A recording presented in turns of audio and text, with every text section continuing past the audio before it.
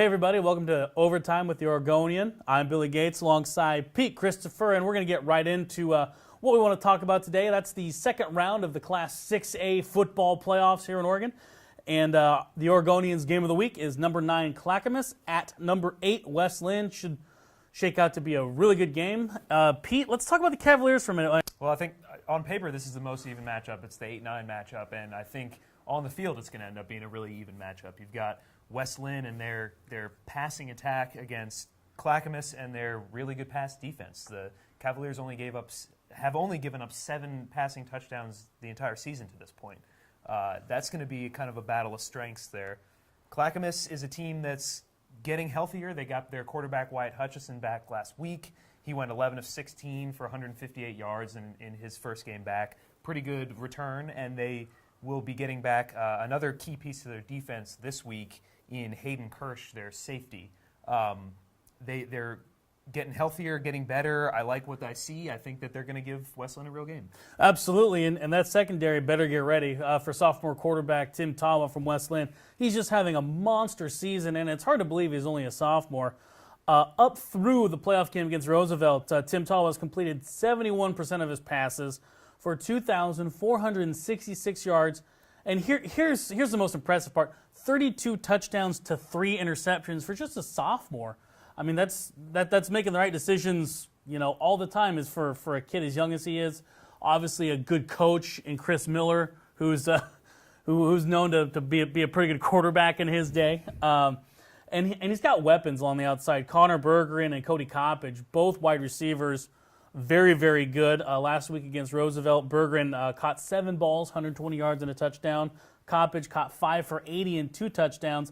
And I really think if there is a quote-unquote X factor for West Linn, it's going to be kind of their all-purpose running back, Eli Molden.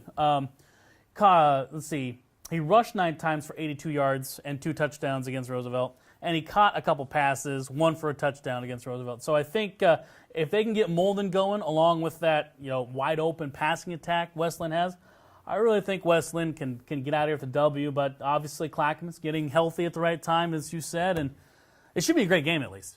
If anything. And with Tawa and Molden both being sophomores, it's usually you don't want to rely on your sophomores at this late in the season, but it's worked for them up until this point, and why change it if it's going well? Absolutely. All right, now we'll just kind of quickly glance over the rest of the second round matchups for you.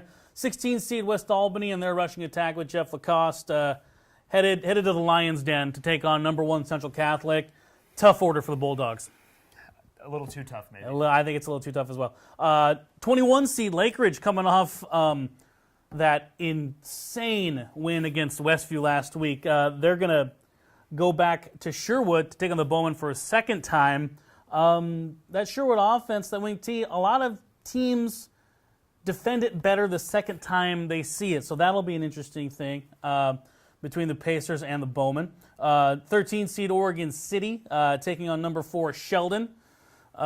Pete, what can you say about Kellen Strom for Sheldon? He's done everything for him. He's been absolutely everything for him, and they suffered that gruesome injury so early in the year that you thought was going to derail their entire team. He's kind of stepped in and just been everything for them. Absolutely, taking over for quarterback Justin Herbert, who broke his leg early in the season. Just an awful injury for him. But Kellen Strom, he's almost rushed for 1,000 yards, and he's only been a quote-unquote rusher for like 6 games. So yeah, the dude's a freak from a different planet for sure. 19 seed Lake Oswego taking on the 3 seed Grants Pass.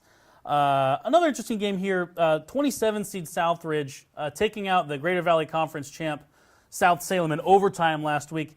Gonna go back to Salem and take on number 11 West Salem with Cade Smith. That's got upset potential in there if Peyton King and Lantham Cruz play well for the Skyhawks. Absolutely. Number 10, North Medford, taking on number 7, Jesuit. That compelling matchup. Troy Fowler from Medford, Nick Janakis. See if they can hang with the running back duo of Chase Morrison and Jordan Talley from Jesuit. And then our last matchup of the second round is 18 seed Sunset versus 2 seed Tigard down in Tigard. And I really think the Tigers are going to be able to handle their business there. But gosh, at this point, any playoff team's a good team. I'm not surprised by anything at this point. Absolutely. Maybe West Albany Central Catholic might surprise me, but other than that, I'm not surprised by anything. Absolutely. Well, that's kind of a look at our game of the week. That's Clackamas and West Linn, and then the rest of the second round of the Class 6A football playoffs here this week in Oregon, week 11, if you will. Stay tuned to OregonLive.com for up-to-the-minute updates on all of our playoffs happening. State soccer championships happening on Saturday as well. And then after that, it's just all football until December. So stick here, and we'll let you know what's going on. Take care.